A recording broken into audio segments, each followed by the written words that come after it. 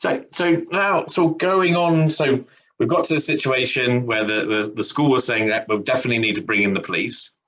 So now the police would have, first of all, they obviously react to all calls. So a call would come in, they would send in, first of all, the first two police officers. And I'm guessing they weren't two female officers, maybe one female, one male. I can't. That's correct. No, it's correct, yeah. So go on, sorry. Well, so clearly at some stage they make a decision that this child needs to be searched more thoroughly, and they decide on a strip search, which requires two female officers.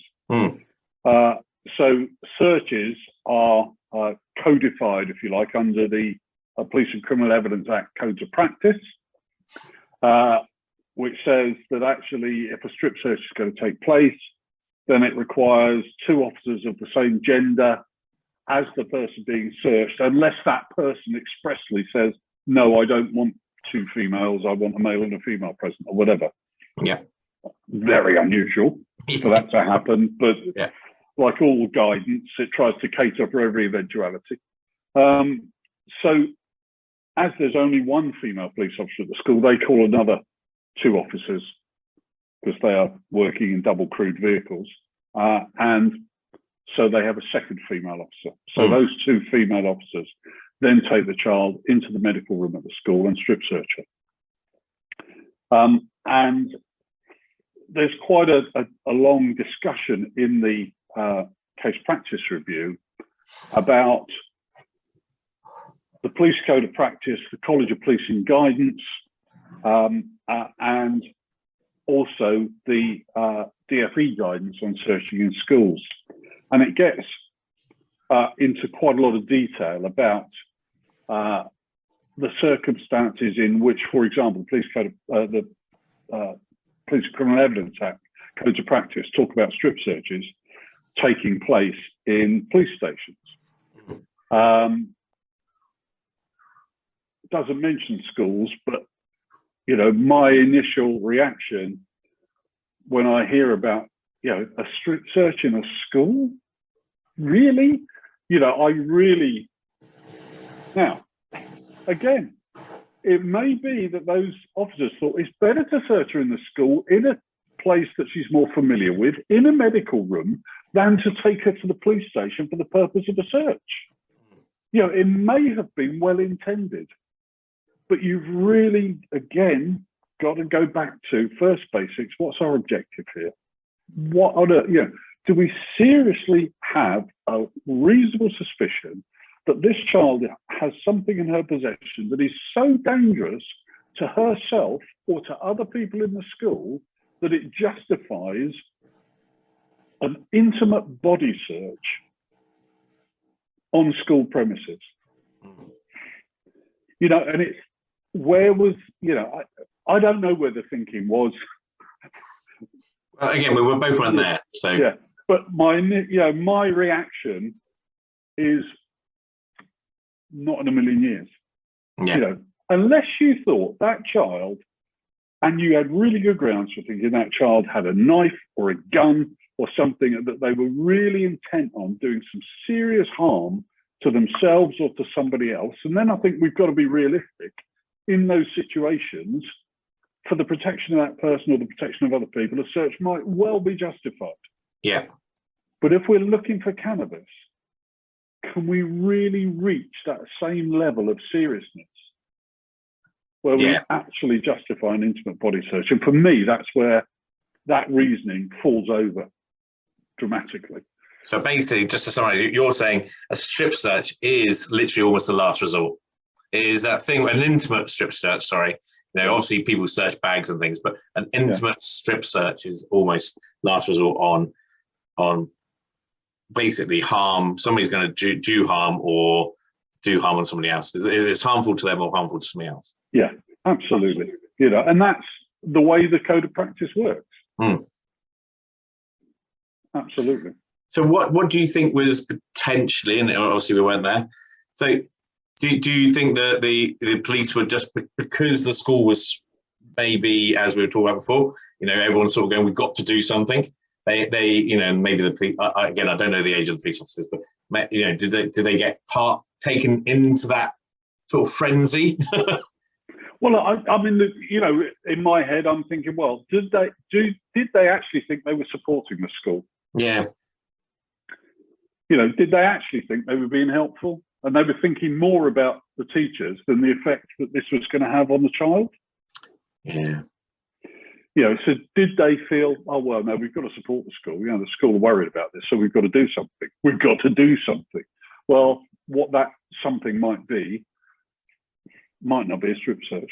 So I think, is there in their heads, and it's all these, swirling dilemmas in our heads, isn't it?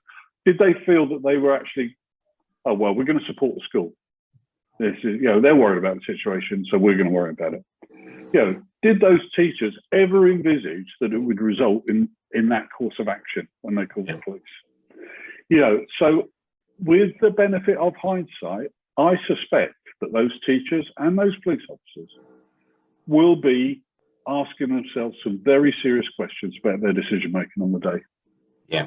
As human beings, as practitioners, I think they must be asking themselves those questions.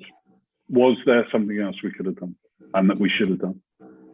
And one of my points. So I know this is really hypothetical, but in the sense of, if there was criminal activity, and I don't mean by the girl, but say the family were selling drugs, or say there was a gang she was involved with, or whatever it might be.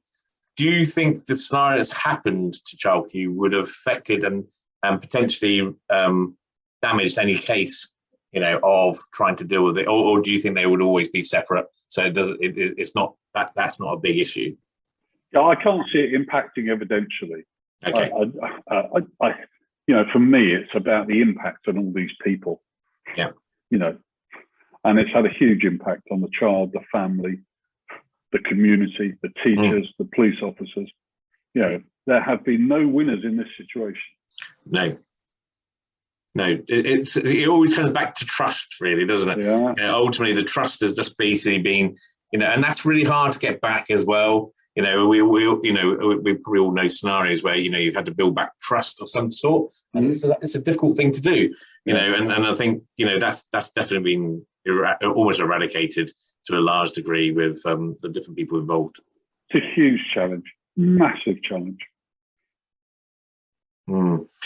But it always comes back down to education, and I know.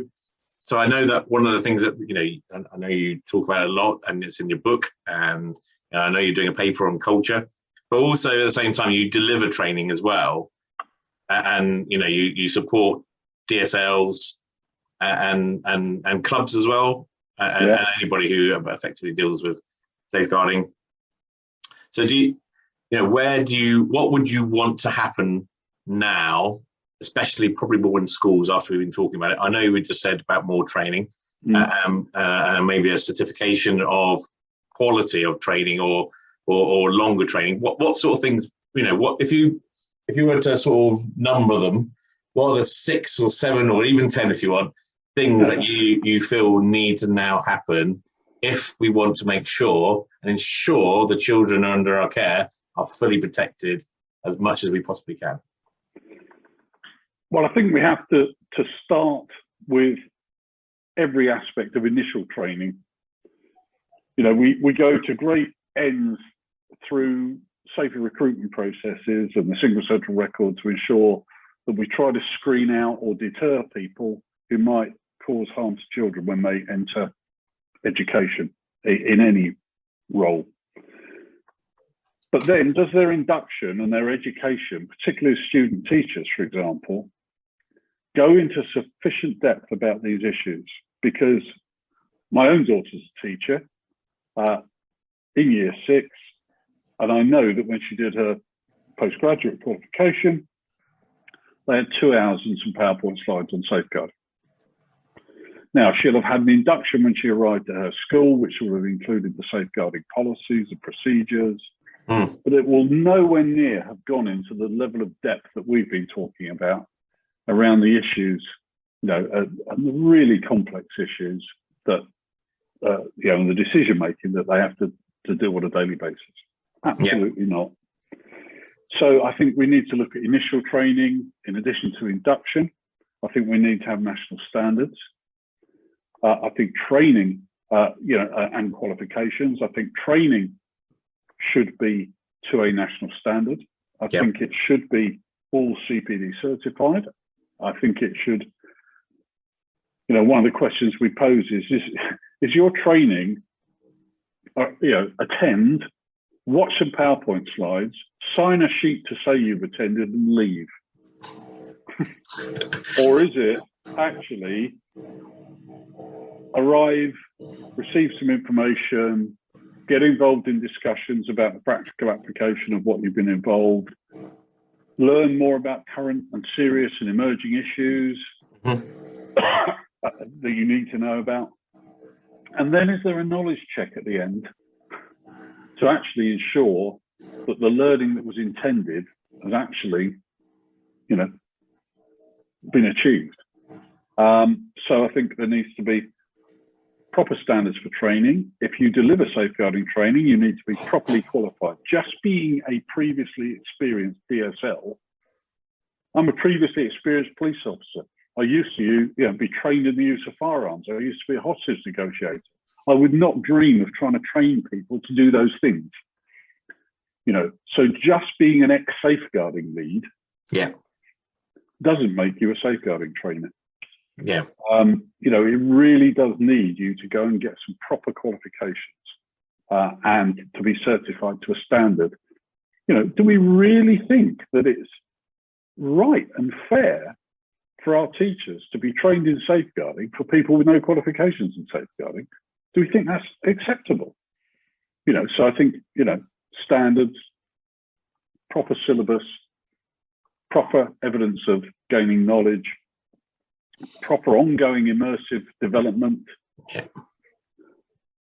that whole cycle, and then really good review of actually both successful and unsuccessful cases in our setting.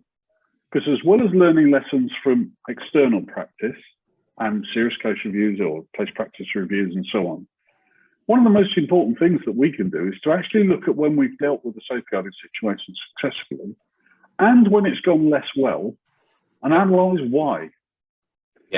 And we are awful at moving on to the next job, the next job, the next job, the next job. We're busy, our heads are on fire, and we spend, in so many organisations, and we see this in education the same as anywhere else. People spend so much time firefighting and then trying to manage the consequences of firefighting. They spend very little time on actually trying to improve. And I guess in some ways, in a demographic or a geographic area, demographic of a particular area, the actual scenarios of safeguarding are probably going to come back again, in the sense of if you're in an inner city school, like my sister worked in Salford, the number of the safeguarding incidents was high, and they would range from one child got shot to another child basically having drunk parents where they're basically having to what they did is kept washing the girls' clothes and then bringing new ones because the parents just for one reason or another didn't have any not interest, that's probably the wrong thing, but weren't supporting the child at all. So there's such a wide range, but you probably wouldn't get that not such a wide range in a village, as an example, or a secondary in a leafy. But so you need to almost enable the scenario or learn from those scenarios, as you're saying, because actually they're probably going to come back again, and you need to be prepared.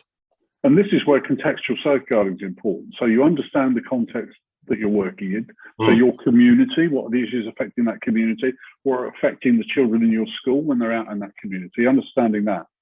But also, in terms of safeguarding, what's your data telling you? Because actually, if you're properly recording safeguarding incidents and classifying them, then you can do some really good analysis of your data. And I'm afraid it is a question of, at times, data chaos. But actually, if you get organized around your data then your data can really start to identify you. What are the prevalent issues in our setting? Who are they affecting in our setting? Is it boys? Is it girls? Is it a particular year group? Is it a registration group? Is it bullying? Is it mental health concerns? You can do some very straightforward analysis and then base your professional development of your staff on what that's telling you. Because actually, you can sheep dip everybody in learning about various aspects of safeguarding that will probably never affect them. Yeah. And waste time and money doing that when actually you could be focusing down on the issues that are affecting your pupils, or potentially, because you're aware of the community, pose a risk to your pupils. So it might not be what your data is telling you, but it's what your contextual safeguarding is telling you. And focus your professional development of your staff on those issues. And don't try and force everybody through the same meat grinder when it comes to the actual syllabus. You know, we understand why things like female genital mutilation and issues like prevent, you know, counter-terrorism were mandatory for everybody. You can understand because they're big fundamental issues. But equally, there are, you know, your data and your understanding of the context in which you're safeguarding should be driving the professional development of your staff when it comes to safeguarding, not just, here's a load of stats. Yep. Here's the latest KICSI update. Well, what does that mean? You know, we see so much that's just, well, here's an update on keeping children safe in education. What does that mean to me in my setting, in my school? You know, we seem so keen on, right, sign here. You've read the latest version of KICSI. Sign here that you've read and understood it. Because we want compliance. We're seeking compliance. If the inspectors come, we can show them the list, you know, off the staff room coffee table where everybody signed that they've read, you know, keeping children safe and they have understood it. But actually, what is affecting the children in your school? What are the risks that they face? And train your staff to the issues. Don't try and sheep dip everybody and everything, because it'll just waste their time and your money. Man, and do you think government should put more money into, you know, and sort of treat safeguarding as a set, you know, like you have SEND coordinators and stuff. I know they sometimes also can be members of staff, but sometimes, you know, they can be separate as well. Is that the same sort of thing you'd want from safeguarding, that basically is treated as almost a separate sort of role purely, so it's not part of, because when people have multiple roles, you're right, they go straight to the, you know, what is the fire that's burning now? And if you've got multiple roles, safeguarding will definitely, unless it's a big problem in your school, it'll always go to the back of the queue. Yeah, in the same way that, you know, we do with SEN coordinators and how MACs now are working together to coordinate the SEN in the schools. You know, it's exactly the same kind of thing with safeguarding. We see some emerging, really quite good practice, but it is only emerging and it's sporadic. It's not as a result of policy, you know, at a national level, you know, a particular move to go in a particular direction. And I do think that this is something where we do need a much better framework for people to be able to work to. The central government shouldn't be mandating what local schools deliver in terms of safeguarding training to their staff, shouldn't be anywhere near it, unless it is something like Prevent or FGM. But, you know, all of that stuff is for local. But actually having standards in place, you know, it's great, you know, keeping children safe, saying, you know, governing bodies must ensure that the safeguarding lead has got the time and resources available to them to be able to do their job. But we all know that teachers are just copers, you know, so they won't go to the governing body with a paper that says, actually, I'm spending 3 days a week doing safeguarding stuff, so I need to employ somebody else to do safeguarding. So they know darn well there's not enough money in the school budget to employ somebody else, so they will just cope. And that's where, you know, if we're going to fund, you know, how many times have we seen, oh, let's fund iPads for every school and let's do this and let's do, you know, and then we put them in the cupboard because we don't know what to do with them, you know. So you'll have seen all that before. Why don't we fund a safeguarding lead for every school? you know, or a group of schools or whatever. Yeah. But actually, let's have a properly organised approach. But then that's where local takes over, because it's contextual safeguarding in the local context. It's about the issues that face that particular school or that particular area.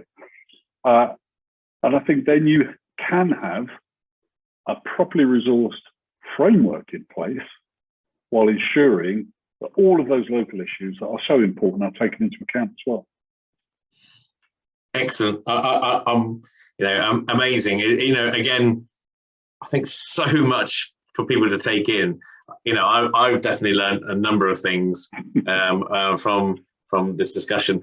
As much as I've learned from the book, you're right. But I think but there is an element where this is so important, and that's why it is, a special fireside chat regarding child Q, really, as much as possible. Because again, going back to making sure children fulfill their potential, and these safeguarding is one of those elements which will, we can stop it. We can, it's not a case of it's just going to happen. No, we should be trying to stop these situations from occurring and basically protecting our children for sure.